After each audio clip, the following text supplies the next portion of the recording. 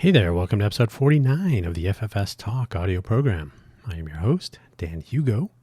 It is just past 1 p.m. on 31 October, Halloween. Yay, here in Vegas.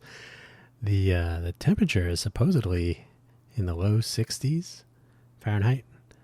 That is kind of amazing, only because it was nowhere near this cool only like a week ago. Perhaps summer has finally come to an end. Anyway, thank you for joining us again today, which a fine day ahead of our upcoming 2024 general election. The topic of today, the title of today's episode, Ballots and Polls. Ballots and Polls. Yay, again. Hopefully wherever you have found this audio program, you have found the episode description, which contains some show notes and some links. I'm actually not... There are so many different rules and different ballots and different scenarios, and this will be an adventure once again in lawyers and court cases and motions and I literally just heard some news, some discussion news that the Justice Department will have attorneys on the ground in different localities to address any legal issues. They'll just run to a court and they'll get a court order. If federal monitors are not allowed at a polling place for some reason, like, oh, you're not allowed here. Oh, yes, we are, et cetera, et cetera. So it should be very interesting. There's just too much data, too much documentation. So the links will be only the two useful, for me, shameless self-promotion links. This is a general topic that should be discussed more often. It's only discussed during an election cycle and typically the day of, or with mail-in ballots, maybe a little bit sooner. The fact that they're flammable has become an issue of late, but the question very rarely comes up otherwise, and it's something that I think deserves more consideration when it's not election season, so that there can be actual rational discussion rather than political discussion. I know that's a lot to ask. The FFS Talk audio program is focused on perhaps one day having a sort of dialogue structure, but what works, what doesn't, and what can we do about it? Ballots and polls is one of many, many potential topics of discussion, debate. Ultimately, such debates, discussions, conversations, arguments would lead to some sort of a plausible, better outcome. How could we make ballots and polls better? For example, I'm going to read the summary, which is available in the show notes. I will remind you of my two shameless self-promotion links, and we'll get on with it. This wasn't going to be, I was literally going to start off with, this will be a short one, but I have a lot to say here, a lot of things to think about, and certainly a lot of things that we could discuss someday. So, the sooner we begin, the sooner we'll be done. The summary of today's episode. You may already have mailed yours in. Maybe you are thinking about dropping it off. Perhaps you will walk in and fill it out there. Or you could just skip the whole thing. Whichever path you take, it seems like we should be better at this by now. It seems like it. So, of course, we're talking about ballots, voting, the whole shebang. In case you forgot, or if you've never listened to this audio program before, you can visit Buy Me a Coffee. Oh, by the way, you don't have to spend any money. I'll say that up front. buymeacoffee.com/DanHugo, DANHUGO, or Ko-Fi, ko-fi.com/DanHugo. No spaces. You can visit either of these. The Buy Me a Coffee site has a big giant profile page, and I have links to all of my media programs. I have links to my GitHub projects. I have links to other things, including my favorite coffee beans. So I basically use it as a kind of a one-stop shop for links to what I'm working on. Again, you are under no obligation to do anything in a financial way, but if you do want to, any funds that appear through either of these channels, buymeacoffee.com/DanHugo or coffee.com, ko-fi.com/DanHugo, any such monies would go towards, wait for it, coffee, which does indeed power my projects, all of my efforts, my daily No, I'm not quite a coffee fiend, but I do like a good coffee post-pandemic or during the pandemic. Who didn't become their own home barista? So there you go. With that, I didn't want to. There are tons of things to talk about historically, the fundamentals of the democratic voting process, the hanging Chad debacle. Should the Supreme Court be stepping in? Digital voting, paper ballots, mail-in ballots, whether you should have to sign ballots, signature verification cards, which we received here in Clark County. A fun fact, I'll just inject this here since I don't have it in here in my notes. The Clark County, which is where Las Vegas is, sent out signature verification cards as in fact, I have it right here. I did not plan this. A signature update form. Can you hear that? It is a postcard. So they want you to somehow, they want you to verify your signature in a box. Then they want you to fold. So it's a double-sized postcard. They want you to fold. So initially it was mailed folded one direction with my address on the outside. They want me to fold it the other way and apply tape, presumably Scotch tape, but perhaps gaffer, duct, magnetic. Apply tape here and here. So they are instructing people to place their signature on this official document, to tape it in two places. So if you can imagine, if you just push the edges together, the taped together side and then the folded side would open like a tube, and you can say, oh, look, there's my signature, which I did not place in the box. And I did not mail in. Why? Because what happens if I do not return this mailer? This is the FAQ on the other half of the postcard. Nothing. Completing and submitting this form is optional and will not affect your ability to vote in the upcoming election. So my question would be this: why not have an option to go to the polling place to verify your signature in person if you really want to? Or other such things. Who knows? I didn't really think about this too much, but I did not send it in. Poorly implemented. The part of the problem being this just arrived in the mailbox, and then after the fact, there was news reporting. So, oh, you may have received this document, and it is from the county, and so on. So that it's just a gaping hole. Brought to you. It's from the county, right? Yes, Clark County Election Department. Brought to you by the same people who run the Formula One race and screw people over with 3 lawsuits pending. So that seems ridiculous. So thinking about these things beforehand and being a little bit more prepared and informed would be nice. But again, there are so many things. Should we do ranked choice voting, and what would those ballots look like? Should we? Should the voting machines all come from 1 or 2 vendors, which they do, or they did anyway, which can lead to some security concerns? Should there be so much misunderstanding about how these machines work so that there are unfounded suspicions in some cases, and in other cases legitimate concerns about who placed a who placed a USB drive in that voting machine, a thumb drive, if you will. What's that suspicious behavior and so on? Because nobody knows how these things work. Yes, better than hanging chads, but not nearly so transparent. So yeah, there'd be a million links, and there would only be another million after that. So we'll keep it simple today. This is certainly a topic worthy of discussion, and I think there should be more discussion about this after an election, that is before the next election, but not a week before or less, as today is the 31st. But yeah, there should be more interest and concern in this, because it is fairly, if you had to write your vote on a paper check, and that's not going to happen, obviously. But if the same sort of thinking went into, the check has a certain type of ink on it that's machine readable, and it has a routing number, and you have to sign it, and you have to have an amount, and then you write the amount. Okay, all this process is involved. You can write a check for $1, and you have to do the same things that you would do with a check for $1 million. So paper checks have gotten a different level of attention because people use them all the time. Yes, they do use them all the time still today. So payments and other things, I'll mention credit cards and social security numbers later. These are things, because we use them every day, we think about them every day, or there are people who are paid to think about them every day. Not so much, even though people are probably paid to think about ballots and process for counting them, the normal population doesn't give it a second thought.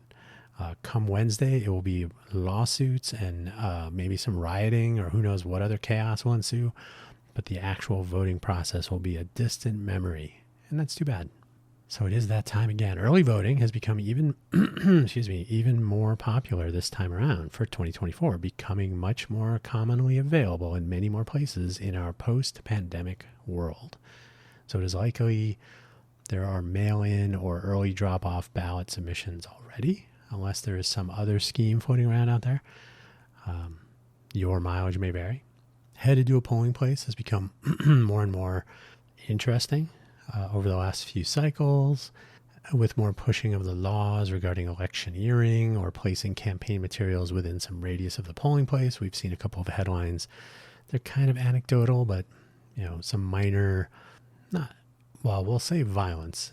And I believe one person was arrested, so the charges will be assault and or battery, surely, in addition to electioneering, tampering with an election, a polling place, whatever the charge would be in that case. But the wearing a T-shirt, there was allegedly one woman showed up at a polling place wearing a T-shirt in favor of one candidate, a presidential candidate. They said you can't wear that, so she took it off and voted without her shirt on. So, okay. These things happen. There's the famous or infamous case of you cannot provide water to people waiting in line, and that is arguably tampering with an election. You're providing a benefit to voters. The Elon Musk case of offering $1 million lottery of sorts for signing a petition. The signing of the petition is only available to registered voters. So there is to be a hearing. I believe as I record this today, there was to be a hearing. He didn't show up, but it was 24-hour notice. So I think they're moving it to Monday, November 4, which is the day before the election. So we'll see what happens there. Interesting times these. Of course, no vote is an option. That is not voting. And I will suggest that voting voting for a third-party candidate as a form of protest or even as an expression of legitimate preference, you may like the Green Party or the Libertarian Party. They're about the same at this point. Like not voting, lazy, don't feel like it, don't have a candidate you prefer, or selecting a third-party candidate. They're about the same thing. Third-party candidates could be considered spoilers, but kind of depends. Especially, in a race this tight, there could be spoiling. Rather famously, Ross Perot was something of a spoiler for George H.W. Bush, and I was literally going to say George Clinton. Bill Clinton won in that election, so I believe it did come down to the third-party vote. So they can sway elections, but now with so much polling data and so much indication, which we'll get to because it may or may not be completely accurate, but there is so much information available to the voter ahead of time that a protest vote must be considered a vote for one or the other candidates anyway.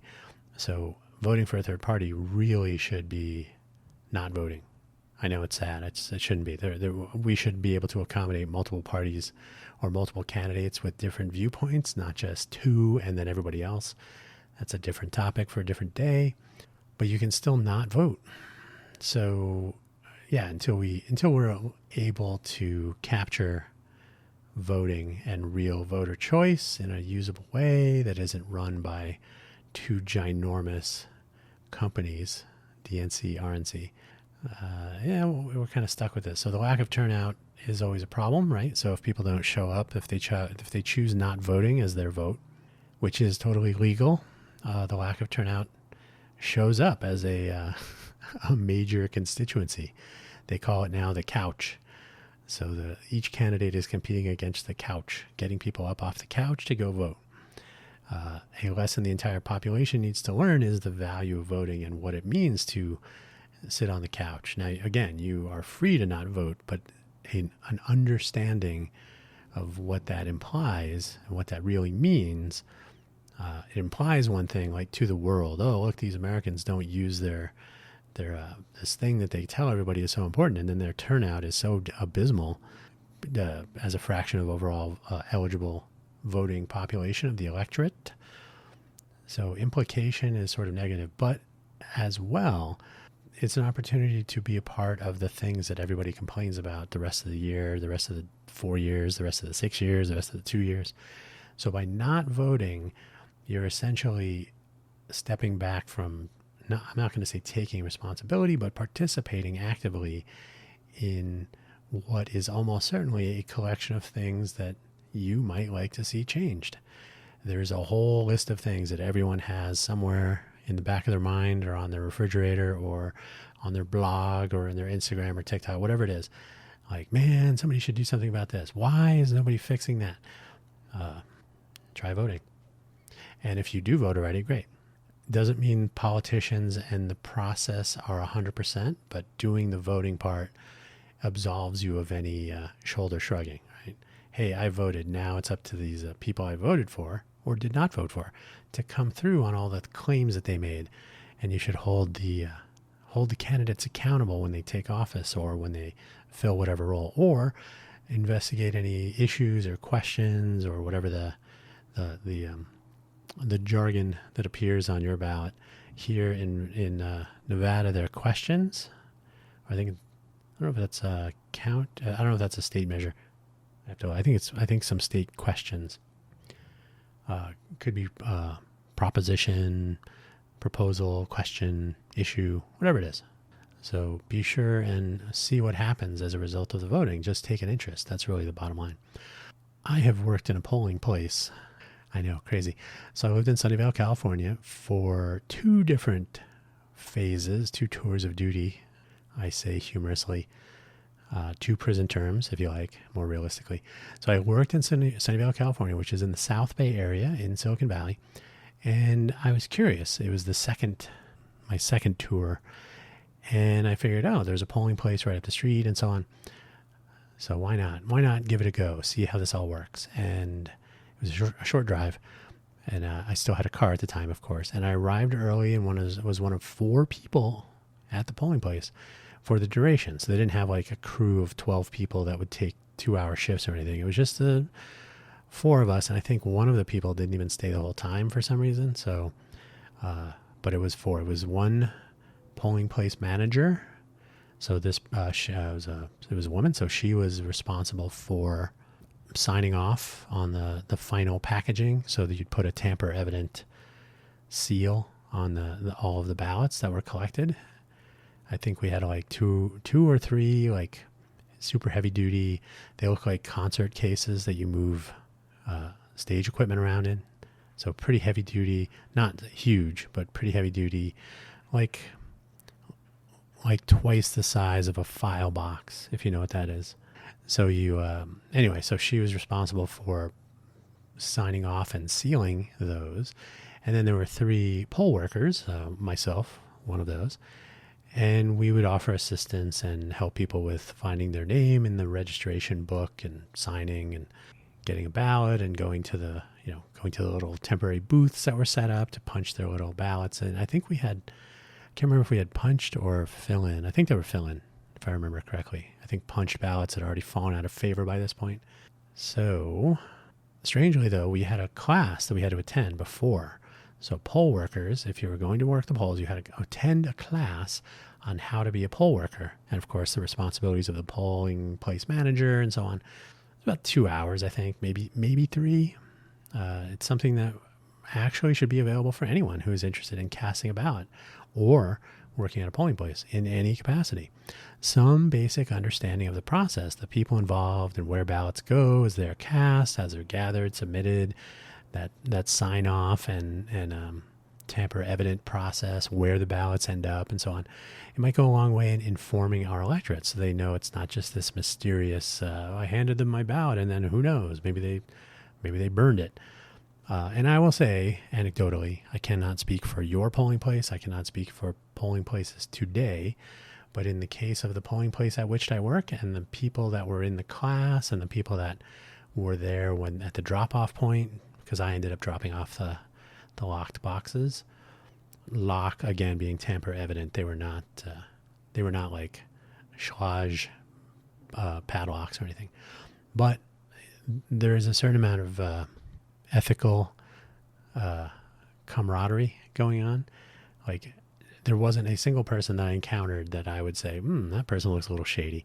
So everybody seemed to be in it to be just a part of the process, to contribute some time and effort to the whole thing, to be better informed and so on. So to me, I think it's valuable at least once, like jury duty, right? Like, it seems like something that would be miserable or whatever, but then you kind of come away thinking, now I know how this works. I know a little bit more now.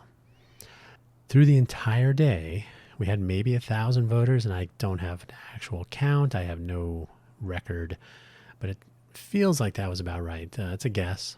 Could have been more, could have been less. There were some busy times and slow times.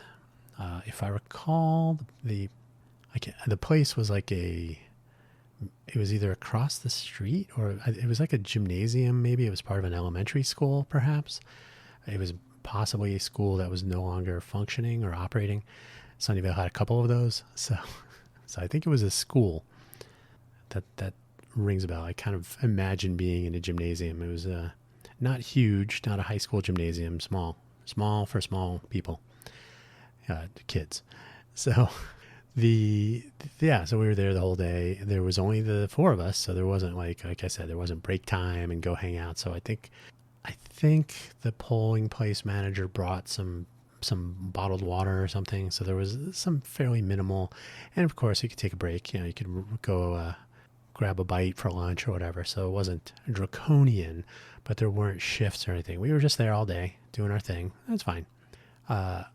Of the, let's call it 1,000 people that came in, there were a couple of people, single digits, maybe 3, 4, that were not in the book as registered voters. And this could have been a question of whether they were just not registered at all, or whether there was a problem with their registration. Maybe it was too close to the election.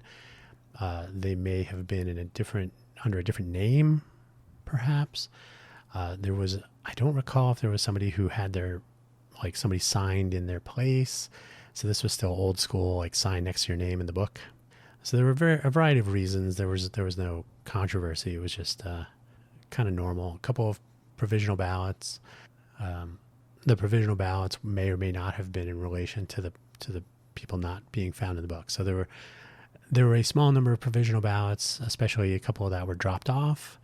There were a couple of people who were not in the book and so on. So yeah, what I'm saying is of the 1,000 people, we're talking maybe 10, 12, maybe 15 total interactions that were not, do you need a pen, or do you need any help getting to the booth there? The normal customer service level of stuff. This would have been more like tech support. Very, very few issues. So that was fine. You're there to answer questions. Now, I will say there was, and I talk about this every once in a while, and there was one not odd, but it was one of those technicality things, and you're like, I don't know about that. You could not bring in a ballot, and this is a problem today. I don't have my Nevada ballot here, but Clark County, I guess. If you mail in your ballot or if you drop it off, you are supposed to sign the outer envelope, and you're also supposed to sign inside. And I haven't looked at the Nevada ballot itself, but I'm pretty sure that there's definitely an outer signature. So I have seen in the news lately here in Clark County that hundreds of people have not signed the outer signature block, I guess, on the envelope. So this double signature thing, it's sort of strange, and it can be confusing, and it can lead to vote invalidation. If you do it on day of, I want to say that the people were kind of given a glance. If people were dropping off, they'd be like, oh, yeah, looks good. They're checking for that outer signature. Now, in the case that I'm mentioning here, and this was 2008, 2012, whenever an election, and I don't even remember if it was, I don't think it was a presidential election. I think it was an off year, but I don't remember, to be honest. But someone was coming in to drop off their own ballot and the ballot that their wife was casting. So he brought in two, and the outside of the envelope was not signed. So it wasn't even me. The polling place manager said, now that I can see that it's not signed, you cannot drop that off here. You could go home, have your wife sign it, and go to a different polling place and just drop it off. But now that I've seen that you didn't sign it, you can't. Now, technically, he could have gone home, had his wife sign it, and dropped it off at the polling place that we were in. But the take-home message was she was saying, just sign the envelope for your wife, drop it off at a different polling place. This is where you are trusting the person casting the ballot, and it's one ballot, which I'm an engineer, I'm a technologist. I know but it's just one. That's not a valid defense by any means. But this was the only circumstance that raised any eyebrow. Was like, yeah, what do you do when a husband and or wife are casting each other? It raises a question, but it doesn't really raise a concern, if that makes sense. Really, there should have been proper signatures and whatnot. The voter education about how the ballots work is something I've already just referred to, is that people should be more aware of how ballots and voting and polling places and the polls in general and how everything works. It should not be this mysterious. This is not the DMV. You're not studying for your driver test in line to take the driver's test, although I've done that too and I got 100%. So ballots are weird. So we are still using paper ballots. The good news, they are now inserted into reading devices so that ballots are less likely to suffer the hanging chad problems. I wrote chat. What is this? My typo rate. The hanging chad. If you don't know what I'm talking about, you are better for it. Hanging chads in Florida. The Bush-Gore ballots snafu that yielded eventually Supreme Court stepping in, stopping the count. President George W. Bush. Another close election. So we'll see. That's sort of, I'm not saying it never happened before, but that was certainly the beginning of, we can just contest an election and bend all of the rules. Paper ballots are still problematic, though, because they must often be translated into multiple languages, often at least two. That's not the problem. The problem is they must be printed and in most cases delivered to voters in the form of a sample ballot and perhaps an actual ballot so they can drop off or mail it in. Usually there's a sample ballot with a sort of a voter guide that gives you more information about each of the issues and the candidates and whatever. Those are not as detailed as they used to be in some cases, so, hit or miss. But the problem is not any of those individual things, is that all of these things must take place before, with suitable lead time to mail things out, to make them available to people, to properly notify of the availability within the statutes, right? Like, voters must have access to sample ballots within so many days or months or whatever it is, probably days of an election and so on. So the printing process can really inject some delays. And then when you have to remove a candidate from a ballot, they're already printed. It's the way it is. So that can make things complicated. And then when you have ballots with candidates who are not running, but people still want to vote for them, they'll cast a vote. And it's essentially like a write-in vote at that point. It's a wasted vote, if you like, protest vote.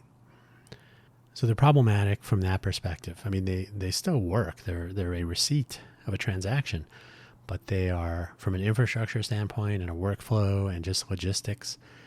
And again, when I was at the polling place, there was a step in the process that I did, which was to take all of the ballots.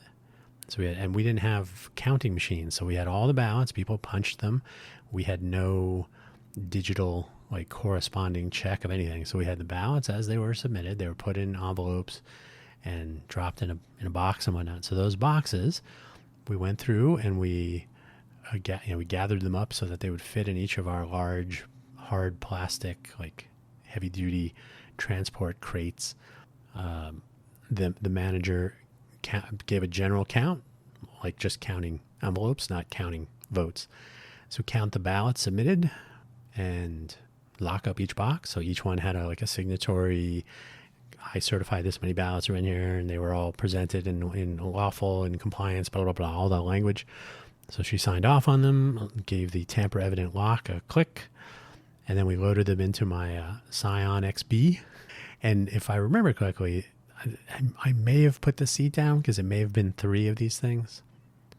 I cannot remember, but I drove to the drop-off point. We were in Santa Clara County. So wherever this Santa Clara County drop-off was not far either.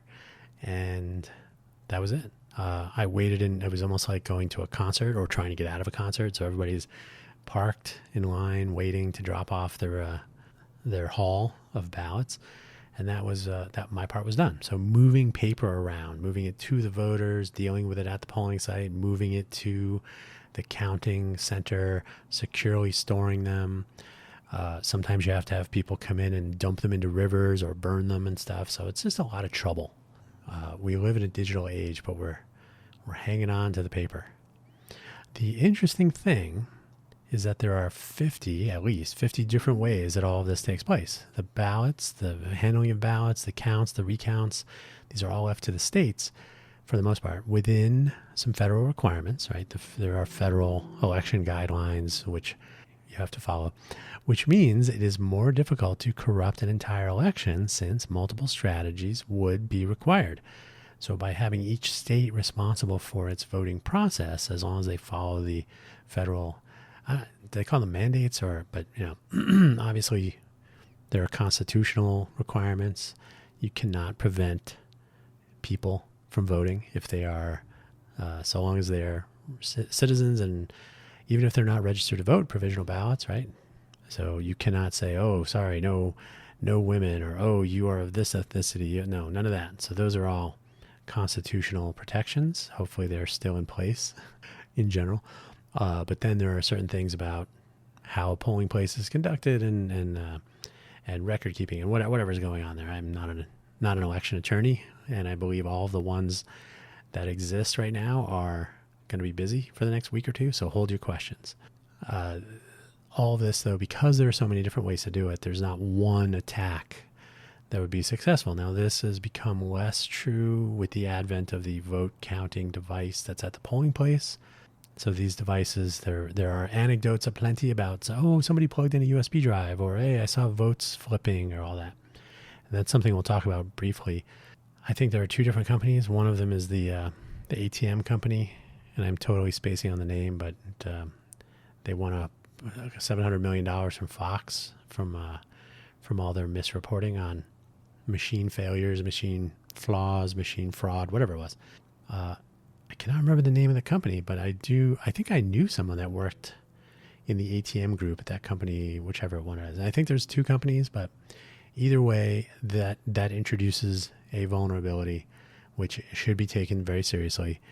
However, it should be taken seriously in a serious manner. And I believe there was a hackathon that I've heard of in some time frame that was not recent, where it was shown how you could hack a machine.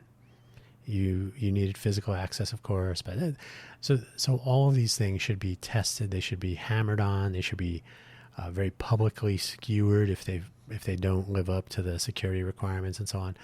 These are all things that should be done, and they should be done not in November, probably not in October. They should be done in off years, like, election coming up next year, midterm election. Let's have a machine hackathon for voting machines, or polling place hackathon. Imagine that. Come to the polling place and see if you can get away with something. I think that would be interesting. So because there are so many different systems, though, 50 states, 50 or more systems, it becomes a question of, because in some cases, a county might have a particular ballot that they're going to use, or however they've divided up the responsibility of distributing the vote. So, we don't use machines because we don't have enough voters. We don't have the budget for it. This was a problem in Florida, if I'm remembering, because not all counties were using the same ballot. You will hear things like butterfly ballots, hanging chads. The list goes on. So it depends on which issues are on which ballots, and which maybe the ballot had to be bigger if there were more issues on the ballot. The list goes on. So it is this variety that makes it more complicated to compromise an entire election at scale, but it also makes it more difficult to input, it makes it more complicated to institute, is the word I was looking for, any notion of ballot reform at scale. So you kind of have to work closer to the ground, and so everything would take longer. So handling and counts, like ballot handling and counts, are weirder than the ballots. So ballots are weird. Handling and counts are weirder. So my story at the polls is obviously based on one polling place, and it was many years ago. It was at least 10 years ago. No, well, I've lived in Vegas for 11 years, so it's at least 12 years ago, and I want to say it was probably 2012. So maybe. I cannot remember. I should try to figure out when that was. I'm sure I could find some evidence of when I was at this polling place. I may have taken a picture for all I know. I'll have to check. Handling paper ballots or any official materials that have recorded the ballots, like the machines and stuff, as they've been cast, is perhaps the most critical piece. Like, this is where, any one ballot or a small number of ballots or a voter, you can prevent a voter from getting to the polls. You can prevent a small, this neighborhood doesn't have a bus that can act. Okay. These are issues, and if they can probably be addressed, but they're small, right? If you compromise a small number of ballots or individual ballots, it's something that can be managed or worked with or fixed if it can be fixed in time. But if you can compromise the entire record of all votes cast at a polling place, this is catastrophic or worse. So on the one hand, a day of ballots could be lost. In the best case scenario, they may just be gone, right? In the worst case, they could be altered to skew outcomes. So you may obtain the ballots and change them all to your whatever it is. And, everybody immediately thinks presidential candidate, but it could be, whatever an issue was in a county. So it may not be something that rises to national prominence, but it's like, oh, we were able to skew the vote on some issue that was much more local, a city or a county issue. And those things can happen, and they may not get the attention that they should get. Because anytime you can compromise an election at that scale, you can compromise any election at that scale, really, when you think about it. So this is often an accusation made that has led to much greater prevalence of poll watchers, and these could be from most or all involved. They could be federal poll watchers, so they're trying to be detached because they aren't part of the state-based vote handling, polling place, counting, handling process. But could be from the candidates, could be from the political parties, could be people interested in a particular issue, and so on. So they have certain rights to observe, to bear witness to the voting process and its legitimacy, and so on. On the other hand, if the same ballots and machinery and process are in use at multiple polling places, which is usually the case, of course, because of costs and just simplicity of implementation and training the poll workers. If we were in that poll worker class I mentioned, and there was like, well, there are 25 different ways to do polls in our little corner of Santa Clara County, that would not work, right? So there's one way, one uniform process, equipment, procedures. We're going to sign this and put that on the box and whatever. So if you can compromise at scale, there may be an opportunity to compromise the entire district or precinct. So here you can sway entire votes, and maybe if you're really tricky, you can sway electoral college outcomes for a state, or at least sway one, depending on how the total, the allotment of electors, delegates to the electoral college, if they're selected based on precinct outcomes or district outcomes or however it is. If you can sway one, you may tilt to the all or nothing flip of an entire state. So these things have catastrophic outcome potential that would compromise the legitimacy of the voting. So the election may be compromised, but really on a personal level, you've compromised all of the voters. You've disenfranchised them completely by compromising their actual votes, the time they took. You took advantage of it. And I'm not saying you, my listener, but the person or people that would engage in this sort of thing. So the ability to certify in a reliable and confidence-inspiring way the way the ballots are handled, the way the process is handled, if you cannot assure voters that these are all handled properly, professionally, ethically, transparently would be nice, then confidence in the vote can waver, and that's where you have people willing to listen to alternate stories, right? And as I said, the truth is the people that are at polling places, as far as I'm aware, and I've talked to polling place workers here in Vegas, right? When I went and voted in person, one year the polling place was at the school across the street from where I lived, literally 300 yards or so. Another time it was about a mile away, so I just walked up to the other place and I walked in, chatted very briefly. The place looked very calm, very chill, and I left. So I never see, in my experiences, evidence of people that are shady or looking to cause trouble. But I think if I lived in a big city or a swing state, but in a particularly sensitive area where making these compromise attempts in one or more polling places could actually have material results, that would be interesting to see. But I've never seen it. For the most part, again, my experience, polling place workers, counter, all these people that are involved in this are happy to be a part of the process. They're not trying to affect an election. I hope that's still true. It's been a while. Voter confidence suffers, perhaps because the way we vote seems quaint in our modern world. Transition from punched ballots with a stylus and little chads falling through, or not sometimes, to represent a selection, to a scanned ballot that can be confirmed on a screen. That's what we did last time I voted here, was put your ballot in, shows your selections. I can't remember if you can edit them. You basically say, okay, this looks right. Yeah, I think you can't edit them on the screen. That would be ridiculous. You'd have to edit your ballot so that they match. There you go. That's nerd thinking. So it's very painless. But if this is a new thing, so a scanned ballot is if you were voting for Kennedy or Johnson or Eisenhower, if you're from old school voting, then back when they invented voting, then the Scantron era, that was way before your time, or way after your time.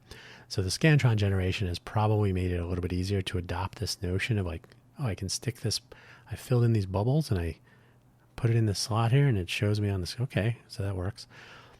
So with so much more technology around us daily, casting a digital vote with a paper ballot is not too much to accept. But we still use paper checks and we still receive paper receipts. So you can argue like, well, the paper is a tangible thing that you can look at and inspect, and you have proof, a paper trail, literally. Though more and more common to switch to purely digital versions of paper checks. The automated clearinghouse, ACH, routing number, account number, you're done, right? You're good. Receipts, just send me the receipt in an email, or I can download the receipt and it will automatically send it to your expense tracking tools or whatever. So people do use alternatives to paper, and anyone who's ever had to move knows that carrying around paper documents, and I already alluded to this earlier with paper ballots, moving these things around is not trivial, and it adds cost, it adds delay, it adds infrastructure requirements, which is more cost. It adds a little bit of complication now and then because you have to move physical. And again, if they start on fire or there some arson cases in voter drop-off boxes around the U.S. so far hitting the headlines, it adds vulnerability to the system. Signature cards and comparing visual inspection of signatures for similarity and so on. These are these are problems that have been solved in the digital age. Counting ballots, though, is where it all comes together. So handling of ballots and the fact that they are paper ballots, it's like, we're not there yet from a social or like infrastructure awareness viewpoint. But technologically, we're there. We should not be using paper ballots, but for the fact that humans are involved. I know that sounds horrible, but I'll give you another example. I don't know if you know what a canard wing is. It's where if you take a traditional airplane and you put the tail section that's at the rear of the plane, you take the horizontal part, move it to the front of the plane, closer to where the pilot is, pilot and co-pilot, front of the plane, the nose, if you like.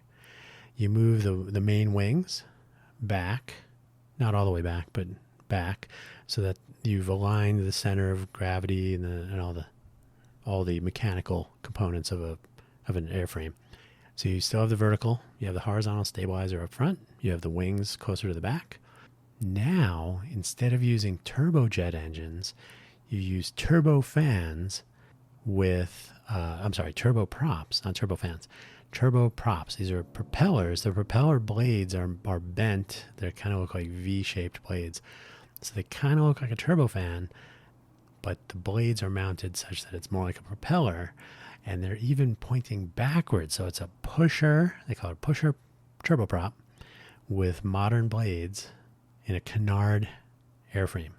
And that's not even the best. You can do better than that. You can make sort of a flying wing or lifting body airframes, so they're a little bit more safe. Canards are much less prone to stalling. They're more stable. They're more fuel efficient because you're not using the tail section to undo the torque of the main wings. And the engines with the turboprops are more fuel efficient and so on. There's nothing but upside to this design, theoretically.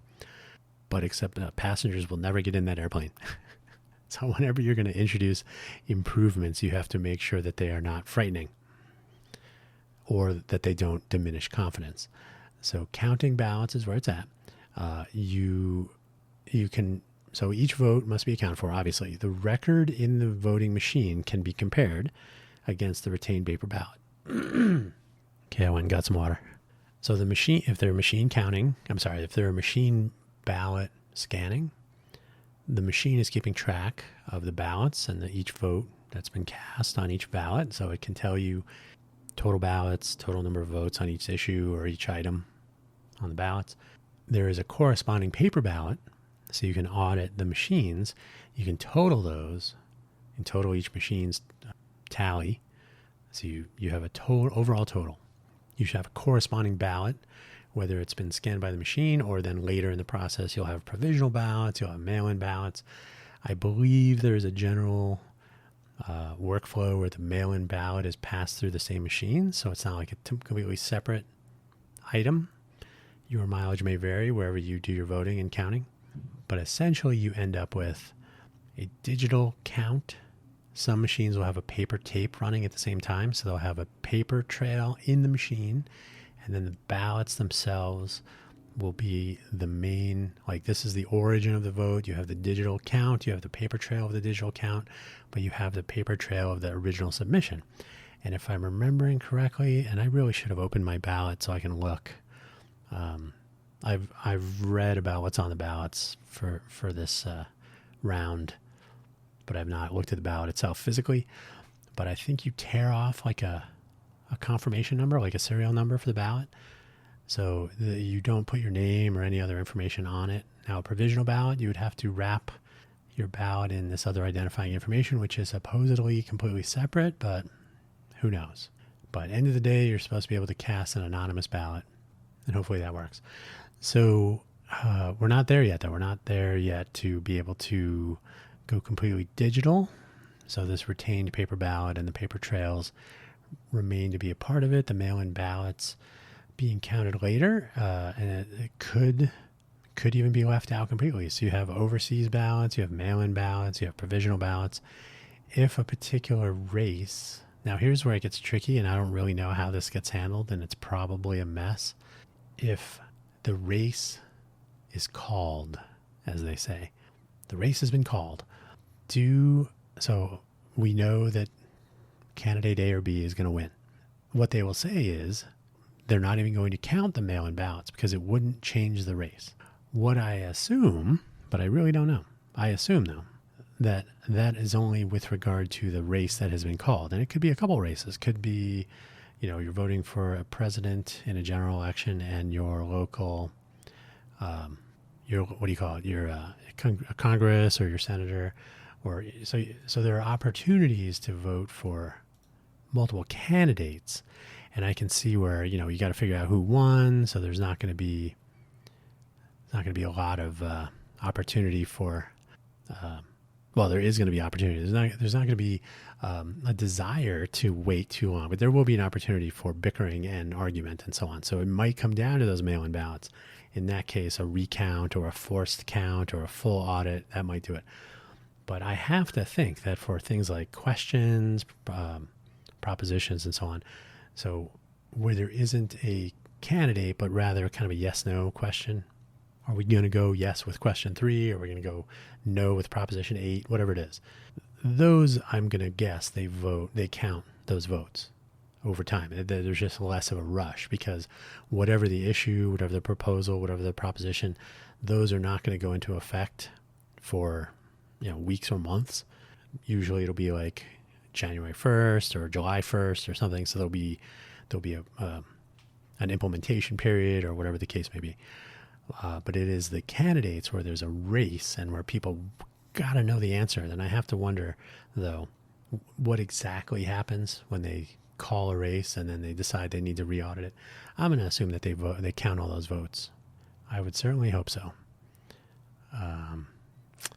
Hey, I just got an email from somebody confirming our meeting on Saturday.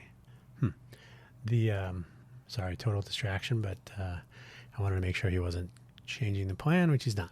So, counting ballots, though, that is where it is all at. So, moving the ballots around is trouble. Dealing with ballots that may have been damaged is trouble. Moving it around costs money. There's always controversy and whatnot. And again, the analog pen on paper signatures and inspecting signatures based on previous signatures and signature cards and so on. Why don't you just put a thumbprint, call it a day? So these are more reasons to maybe take a few more steps towards modernity. So let me correct my notes here. Take more steps. I don't even want to say, I totally typoed that. More steps towards modernity. But trust is difficult to come by. So making the counting process a point of contention, even if it is certified secure before and during and after a judicial process to contest the count, of course, but making sure that is making sure there's confidence and transparency and so on. If you make it more digital and there are fewer paper items that you can touch and feel and look at and shine a light through and hold up to hanging Chad stories, but if you can't look at it from all angles and prove to the casual observer that this is the vote that was cast, then you'll get an initial reduction in confidence. I think there'll be more opportunities to say, oh, they're using some newfangled technology. But we do have enough technology prevalent around us that I think confidence in technology is higher, but it may not be high enough. So what about publishing counts in real time? Does that even work? So counting, as it has become more and more digital, is a process that can be made transparent.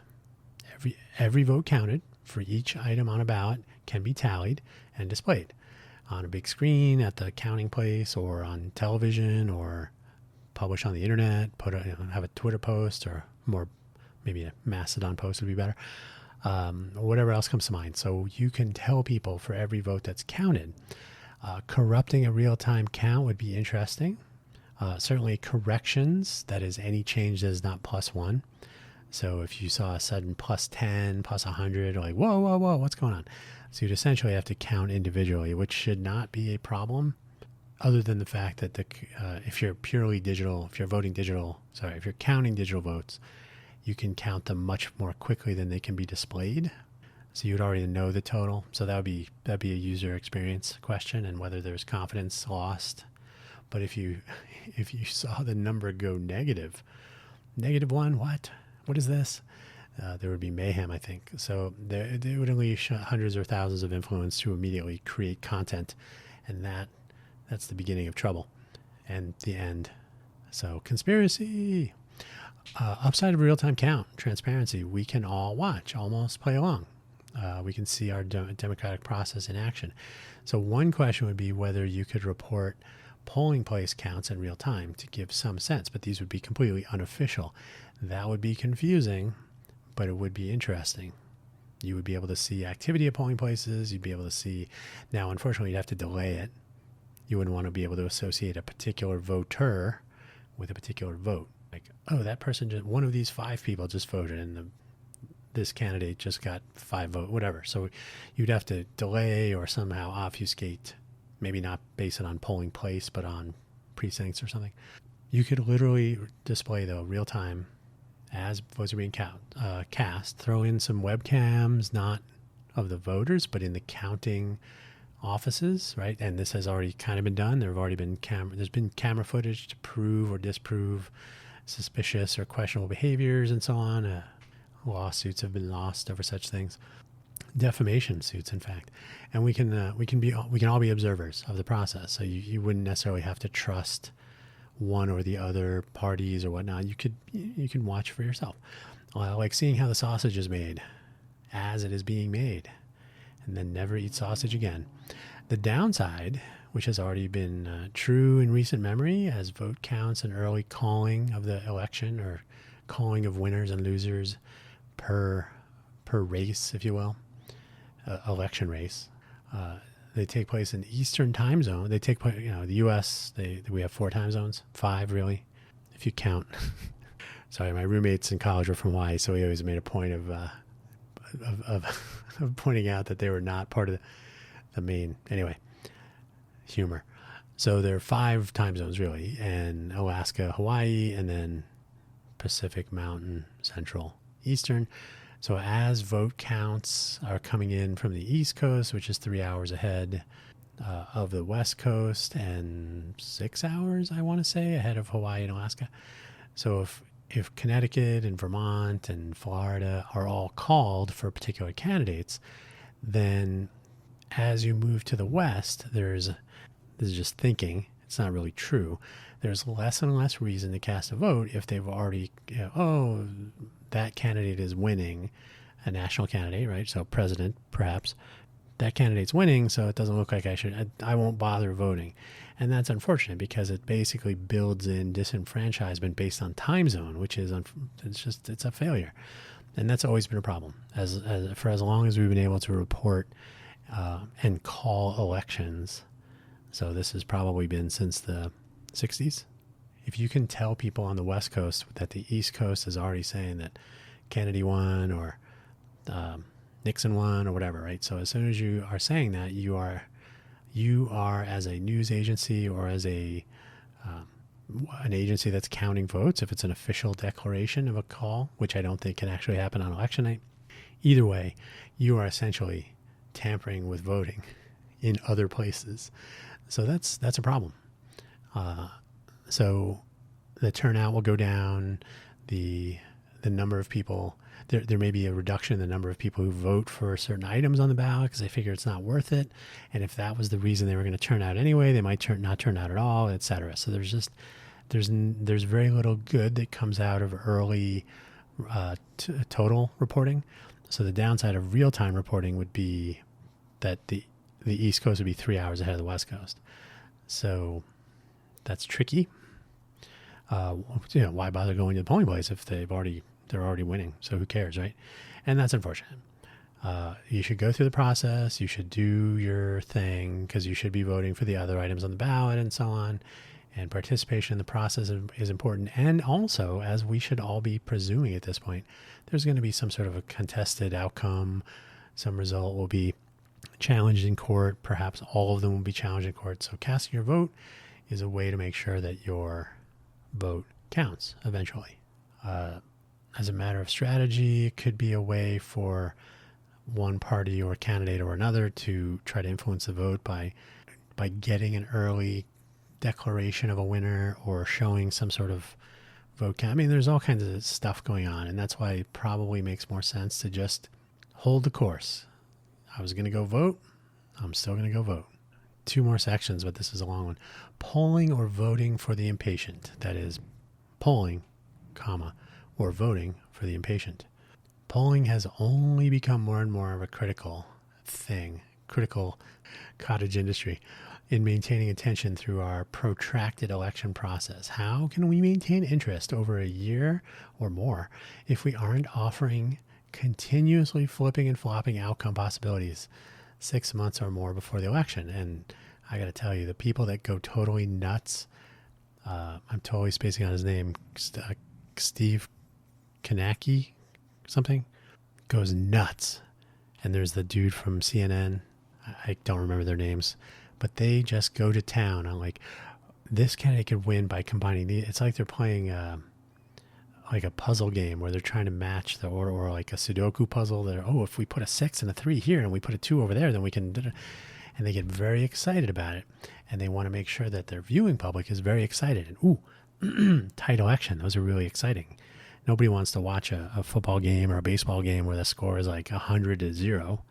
But if it's 7-6, or if it's, we're going into extra innings and it's still tied 1-1 or something, those are, okay, nail biter and exciting.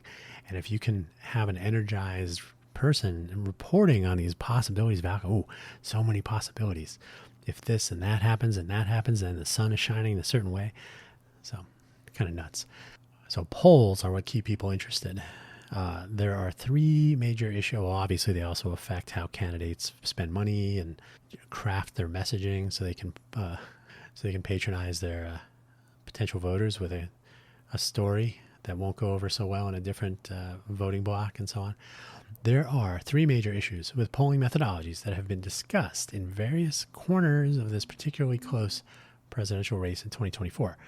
And what I mean by that is if you listen to or read about the polling process as told by pollsters, people that run polls or that analyze data and so on, these are the 3 things that have been brought up in the last 3 months. Just because when Kamala Harris took over from Joe Biden at the top of the ticket, as they say, that's when things went really off the rails. So call it about 3 months. So first, raw polling data is more and more difficult to obtain as fewer and fewer people respond to polls. Or they might not even be accessible using the traditional polling methodologies. Nobody is answering a landline phone at dinner time, right? So you're polling people in different ways, and you're trying to reach people in different ways. Different age groups, different generations might have preferences or tendencies. Like, do you reach people through TikTok or other short attention span, social media, streams and so on? Do you reach maybe the Gen Xers like myself through ad placements? Like which do you prefer? And then try to get them to come to a polling place digitally online, or do you still call people? Maybe the so-called boomer generation will still answer a phone. So honestly, I don't know what the inner workings are, and it's probably a very frustrating experience. But Facebook, it's a TikTok world, right? And even though Facebook has been tracking political leanings for decades, they could literally tell. In fact, I remember when I read about this and I went and I saw what they think I am, and they said, and they use this for advertising, not necessarily strictly for political polling, like election outcomes, but they do it for the sake of polling. If you're right-leaning, you're probably more interested in ads concerning typically right-leaning issues. And so it is what it is. So they're doing their own sorts of polling, so everybody can gather up bits about particular proclivities and interests and decision making and so on. They are not the clearinghouse, though, of privacy busting information capture that they once were. So people have not been, younger generation, Gen Y, millennials, Gen Y, and Gen Z, maybe even Gen Alpha, not necessarily feeding every aspect of their lives to Facebook anymore. So things have changed. The art of polling is the massaging of raw data to attempt to counter inbuilt bias that can skew the results.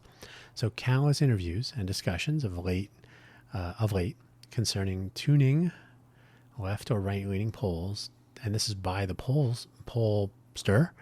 So they are taking polls, but they may be known for right-leaning or left-leaning polls, or they may be polling an area that tends to be right or left-leaning.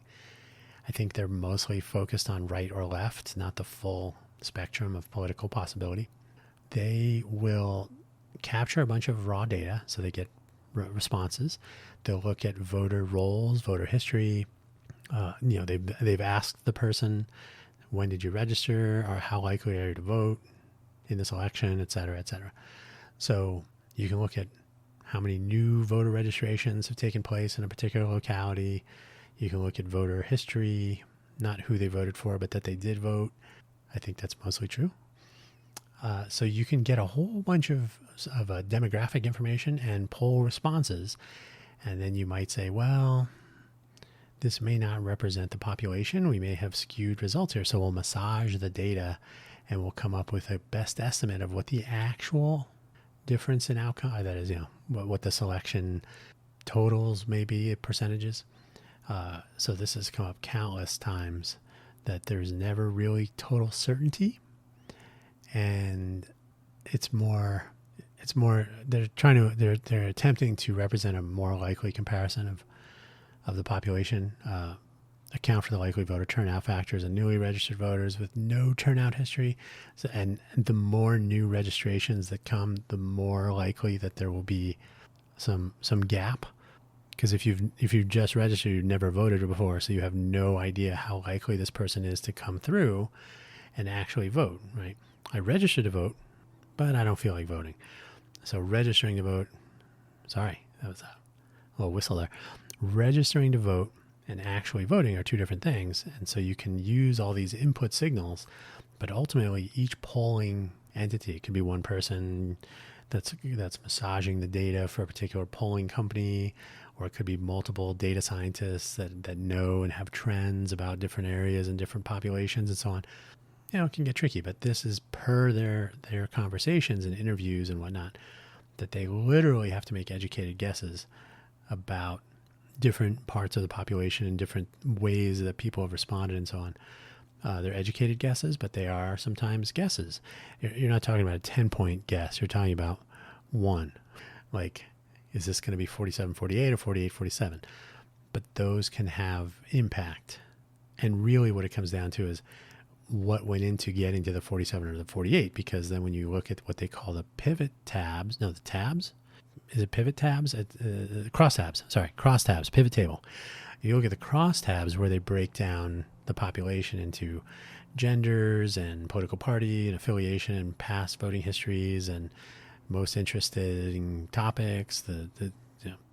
You can dive into the details, and that's where you really have to be concerned about what data has been massaged, because you could come up with kind of injected trends, and that could be an issue, which would trickle up through to the published poll results that a particular polling entity could be, YouGov, could be CBS, could be Quinnipiac, could be Pew, could be anybody. There are countless polls. So which ones are good, which ones are bad? Well, you can only go by how good they were last time, because they're predicting the future, and you don't know that answer until the future gets here. Then the third thing, when we have the vote aggregators, the averagers, the modelers, and more. So sometimes you'll hear, well, we averaged all the results of this and that, and you're like, I hope they just didn't average. That's not right. Or maybe it is. People are building models and running simulations and so on. They take what they might call high quality polling data. What exactly is high quality polling data? They'll tell you sometimes. And they put it all together in a model that they simulate for different voter turnout and selection theories. Nate Silver is famous for this. There are legions of others, individuals and companies and so on. You'll sometimes see, famous or well-known or decades of experience, pollster, blah, blah, blah. Been doing this for a while, so it becomes more an art and a science. They may or may not come close. Rather famously, Nate reports his results as percentage chance of winning, not polling results. So he constructs a model, applies different weights to different poll results based on their population sample and whatever. So he has his criteria that is it's his proprietary recipe. The 538 recipe, he used to be a part of 538. So they do something different now. So he retained his intellectual property. So he has his models, he aggregates poll data, and then he comes up with a percent chance of a particular outcome based on his simulations. So that causes people some consternation, because the guy want to know 57 to 48. And he's like, well, there's a 48% chance of this. And so he gives these bar graphs with different. So he gets into a little bit of detail because he's actually a poker player and a sports gambler. So he views them in a similar light. Anyway, he's had some interesting interviews. Some people don't care for him because he's Nate Silver. Who knows?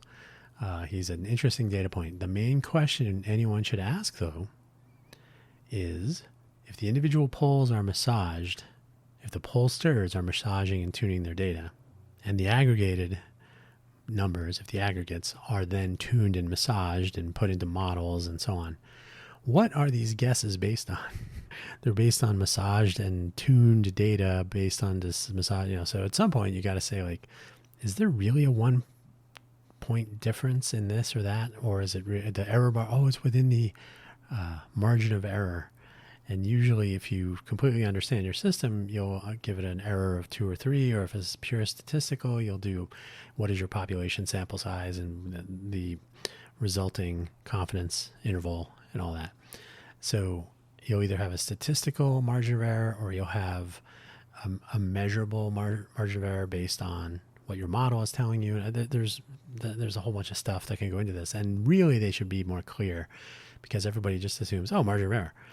But and I've only sloppily described that it's a little bit more interesting than they make it out to be, but it's more complicated than most people think they care about, except for the fact that, hey, you said there was a 90, but the error was like 9 plus or minus 9%. Huge error bars. So getting a grasp of what that means. If you ever get pulled over for a ticket, like, do you know how fast you're going? Yes, I do. Do you know how fast I was going, officer? Yes, you were going 75. Like, what's the error bars on that? Were there other vehicles around? Was the signal bouncing off other things? Was it, so it was plus or minus 10 miles per hour? Those are important. So what are these guesses based on? Because there's a lot of news coverage, a lot of money, a lot of angst around polling data, and polling data is predicting the future. I have a deck of tarot cards and a Ouija board. We could use those. Basically, the casual, low information voter, that is someone who's not watching MSNBC and Fox News and whatever every day, or they're not keeping up with the latest who said what at which rally and who made what accusation and whatever. The casual, low information, normal person voter is not tracking any of this. They're probably not participating in poll responses. They're not watching the news every day. They're not listening or watching to the latest, he said, she said. The surrogate YouTube circuit is ridiculous. So we are hit with predictions daily, or more frequently even, from every angle as the election approaches. Never more true than this year, with the race as, quote, tight, unquote, as it is. If the race is as tight as it is based on polling, which may or may not be tuned and massaged and aggregated with any agenda, if it is even close to begin with, then what? Just vote. Vote regardless of the polls.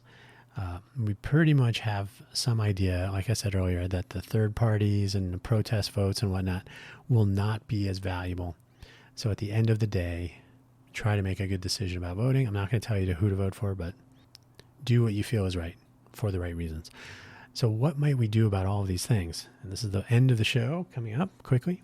That is the theme of FFS, is what works, what doesn't. So voting works. Our voting infrastructure and process does not, for the most optimal version of works, right? It's sort of functional, sort of dysfunctional. Some have suggested voting on the blockchain. That means many things to many people, and establishing a unified voting scheme along these lines is problematic. For some of the reasons covered here already, scheme diversity is a form of integrity protection. You don't want to introduce something so drastically different. There's the what is his name? I'm totally Raymond Loewy. Thank you, Raymond Loewy, Maya, or the better version of that is, I think, is if you want to present someone or sell someone something surprising, make it familiar. If you want to sell something familiar, make it surprising. In other words, if you're going to completely change the way voting works, you have to keep it familiar so that people don't get frightened away or lose confidence in it. So saying we're going to switch to the blockchain is really asking for trouble, especially in light of all the chaos and rug pulls and controversy and people going to jail and stuff. So, like, we're going to switch to that. Like, what we have is broken enough. Jeez. But I would say, now the blockchain itself is maybe a bit much. Decentralized consensus with cryptography is fine, but the computation of nonces and whatnot seems like it's a different type of application. We want to authenticate transactions and serialized and untamperable, but is the blockchain the completely right way to do it? Are there other ways? But in general, some decentralized consensus mechanism, which is what the blockchain is. It's a distributed ledger with consensus, provable consensus, that would enable counts to be visible and checked against observations published by independent observers, political party reps, and even you and me, if you like. So, in other words, rather than publishing numbers, as is the case now, you'll just see, with 36% of the precincts reporting, we have, that doesn't tell you much. You could literally publish every single vote for every issue on every ballot on a ledger, and every interested party that literally, like, the Democrats, the Republicans, the Libertarians, the Green Party, each news channel or whatever, they could each be receiving a copy. There could be observers on the ground that could submit their concerns, right? Like, this ballot didn't look right. All of these things could be done not visually, in a transparent way, so they're visible, not necessarily visual, but the changes are observable. How about that? And you could actually compare, like, nobody can go back through and change things because you have this consensus mechanism that is verifiably uneditable. And the ledger is reproduced. So it's very blockchain-like, but I think the blockchain as it is implemented for financial transactions and whatnot may not be completely the best way, and that's where I'll leave my lack of expertise, but I will suggest that a consensus mechanism for publishing in a very transparent and observable way ongoing vote counting, not the votes themselves, but the counting of the votes, publishing that so that people could literally watch the count and they could see their own ballot, like, I have my little tear-off serial number here, and there it is, and there's my vote. Doesn't attach that to you and so on. And it's something to think about. Now, it's not a solution, but a direction towards the use of modern technologies to help elevate transparency and confidence in our ballot counting process. Observers could add their observations to a transparent consensus mechanism, like I said. So though this would be it would be a gateway to organize count delays with gangs of dissent around a party or issue, so doing it in real time and blocking tallies would be problematic, almost certainly. The initial tally and consensus checks could be done without consensus blocks with observers posting any contested ballots or particular issue votes, you could say, like, hey, that ballot didn't look right. And then someone else would kind of vote on that ballot and they'd say, yeah, that didn't look right. So there would have to be some question about whether they would have visibility into what the ballot, what the markings on a ballot were, what the selections were, or if they just have concerns about the provisional ballot or the state of the ballot record, if it was mangled or, whatever the case may be. So you would have an initial count that could be published, and then any contested ballots would be a part of this consensus ledger that would also be visible, but you wouldn't be able to slow or stop the count. You would only be able to audit and publish the audits after the fact. Because the count would be transparent and the audits would be transparent and then adjustments would be transparent, like, oh yes, we did find 5 votes that were invalid for whatever reason. We found 10 votes that were mismarked and then scanned with errors, and whatever it is, they could actually find them. They could record the errors, and they could literally show in this public ledger with the block signing, right? So you cannot change things in the past. You would add a change, so you could see the entire auditable history of the count. The count would be reflective of the digital tally, and then there would be paper ballots backing that up. You can even attach, you can make NFTs out of paper ballots. No, that'd be dumb. Don't do that. So that's one idea. There are many ideas, so I'm not solving anything here today, but some ideas. In any scheme along these lines, individual voters should be able to see their ballot, like I said, and each vote cast per item with their identity detached completely. So you don't have any idea who it is other than this number. This is always a problem with voter intimidation possibilities whenever there is a record of the ballot cast with the selections made. Some sort of an enforcer could be going and checking, give me your stub, give me your stub, give me your stub, right?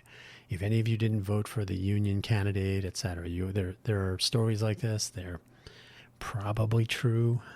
Their potential for intimidation, though. So that is something to be concerned about as well. So again, not solving anything, just some ideas. Information availability seems to be a problem. There are still dirty tricks all the time, misleading people about voting days, rules, false ballots, false claims about ballot changes or candidate changes. It could be anything. And the actual problematic behaviors like actual problematic behaviors like voter roll purges and movement of polling places outside of accessible regions. These are like government or election commission level problems. Proof of identity requirements could change to make it more difficult for some demographics or voter blocks. There could be more. There could be other possibilities. In our modern high-tech world, your social security number can never be changed. I've checked this even recently. There are very few circumstances. I bet if in fact, case in point, Senator John McCain, the late senator, before he died, his personal identifying information was compromised. And do you think an act of Congress could swing in and change? Nope. So he was stuck with his social security number. They just won't change it. So we live in a time of great technological wonder, but you cannot change your social security number, and you can never change it. But you can replace a lost credit card with a new one with new numbers and everything in 5 days. Sharing authoritative information about elections and issues on ballots is something that should be achievable with nearly 100% precision and accuracy. There is no way that people should be receiving information that they cannot verify as being correct or be checked if there's a correction. Like, is this a legitimate correction or adjustment? All of these things. The technology exists. Like I said, you can confirm your credit card, bank, etc. Your social security number has already been stolen, so that's not a big deal. But you can actually conduct business like this in near real time, and yet our government infrastructure and voting is basically handled by government agencies, election commissions, and so on.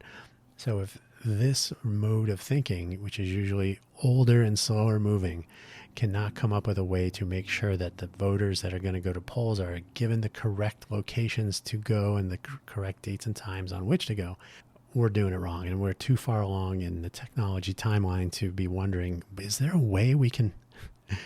Well, digital signatures exist, for example. Authoritative information with a verifiable source should be visible to the electorate at any time. With digital, like, hey, this is a change, and here's the person who signed off on it, and you can verify it cryptographically. Most people won't understand what that means, but they might trust someone who does know what that means, your various news outlets and so on. So a reference to authority should be the final answer to any "I heard" or "somebody told me" questions. Penalties for willfully misleading voters must be severe. No shoulder shrugs, no slaps on the wrist, and we are actually seeing that in a post-2020 world. But this should always be the case. Elections are a foundational principle that must have appropriate legal enforcement and reinforcement attached. A tighter voter infrastructure loop, that is voter-infrastructure. So the voter and the infrastructure in which they are voting should be more connected, more transparency or awareness, to make access to credible, reliable information as any particular election approaches on the calendar a matter of daily. It's just a matter of course, right? There shouldn't be a mystery like, oh, where do I go to find out? It should be a part, like, where do I go to check the weather? Where do I go to see what the level of Lake Mead is? Are we in a drought? I'll give you a hint. Yes, we're in a drought. That is, we have bills to pay. The rent is due. Holidays, birthdays, all have a date and perhaps a time. And we generally know what to do to deal with particular issues and if they have to change or move. got to pay my water bill, but I should I go down and pay it in person, or can I pay? These are things that we do all the time. Voting should not be so mysterious and so detached from social flow as far as getting information, getting correct information, not heard it on the street. The infrastructure exists. We're just not using it for voter information. And sometimes we are, so I'm not saying hard no, but could be more. There should never be a person that knows when to pay their rent, but not where to go vote. Polling voters, likely voters or newly registered or otherwise, should not be another industrial complex of mystery that could possibly be used to sway public opinion and perhaps election outcomes. This is the case today. Rolling introspection on a variety of issues, including candidates and upcoming elections, but also concerning issues and topics of interest to those in particular localities, could easily become a norm that enables more responsive government and infrastructure if it is able to communicate. We're getting to the end here, to communicate with its population. So in other words, you live in a city or a town or a hamlet, wherever you live. If there is even a modicum of technology available, if you, like me, live in a city that thinks it is a smart city, there should be plenty of access to information. There really shouldn't be any question about when an election is or where my polling place is or how much water I should be using. All these things should just be readily available in a smart city with any sort of data infrastructure and customer awareness. Like the customers are the people living here. They should be able to figure out the answers to questions without wandering through 25 websites. Good luck with that in Vegas. We should have the casinos run everything. Everything would be fine. You'd just never be able to leave. Providing obfuscated population opinion data, that is to say, remove the names and addresses and so on, but because it's a rolling introspection, you don't use like your name and address, but you have like a unique identifier, and you can respond to polls and answer questions and give your opinions on things.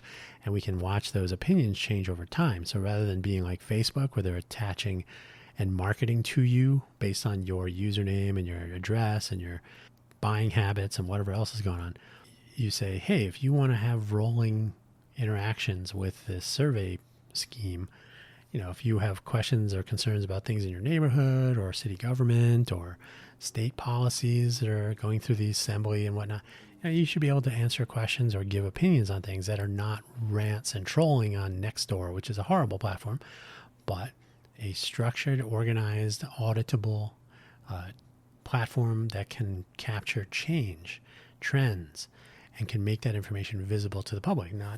It's not some secret. You should be able to look and see how people in your neighborhood are feeling about fireworks. This is a big thing here in Vegas because fireworks are generally legal. Many are not, but people do those anyway, and the likelihood that you will be cited is very small. So on the 4th of July or for other occasions, you will see what looks like full-on fireworks fired up out of a neighborhood. Two problems. One, those land and start fires. A lot of fires. A lot of people are saying a lot of fires started, but they're big, beautiful fires. The other problem, though, and this is probably from a human perspective more important, even though houses might be burning, but fireworks frighten animals, and animals, when they are frightened, freak out. They run away, they run in front of cars, and so on. So, fair warning. What do people think about me firing off fireworks on Thursday for no reason? Everybody in your neighborhood might passively say, no, don't do that. So there are a variety of scenarios where being able to inject your opinion and participate in conversation in a structured way. I mean, you're free to talk about these things in human mannerisms and whatnot.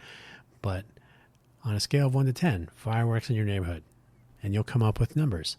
There won't be opinions and nuance and whatnot. It'll be no, yes, mostly no, right? It might be on a scale of 1 to 5 or 1 to 2 or 0 to 1. If a city or the government, its infrastructure and whatnot can communicate with its population, ultimately the population and the government can work together to improve things because they will know what's going on. It won't be anecdotal. It won't be people who take the time to show up at a city council meeting and so on. And if you can obfuscate population opinion data and it is relevant to elections coming up, whatever the issue, it could be a candidate less lucrative would be a particular issue or question, but sometimes those have some, I don't want to make this into a money thing, but you could actually pay for something like this by monetizing data aggregation in a rolling introspective survey platform for the purposes of polling an electorate for an upcoming election. We have the tools, we have the devices and access in our pockets. We could be enabling opt-in participation in an ongoing discussion about our world, starting in your locality, maybe getting bigger from there, and how it is working, and often how it is not. And that is the end of today's episode. My clock shows 1 hour and 36 minutes. I will truncate silence. It'll probably be 1:25, 1 hour, 25 minutes maybe. That's just a guess. So that's where we're going to leave it. Thank you for listening. This is a topic that is very interesting to me for a few different reasons, obviously. There is a lot of, and like I said, there's not even worth trying to gather links. There are so many things that come into play when you're talking about polling or actually voting for things, ranked choice voting, political parties, population dynamics. There's just a ton of production by a street. There's a ton of possibility when it comes to polling and ballots. So there you go. Don't forget to check out buymeacoffee.com/DanHugo and Ko-fi.com, ko-fi.com/DanHugo for my various audio productions and more. You don't have to spend any money. And in the meantime, it reminds me, I need to go make coffee. Thank you for listening. Take care. Oh, don't forget to vote. And you can listen to this anytime, anywhere. Same applies. Bye-bye.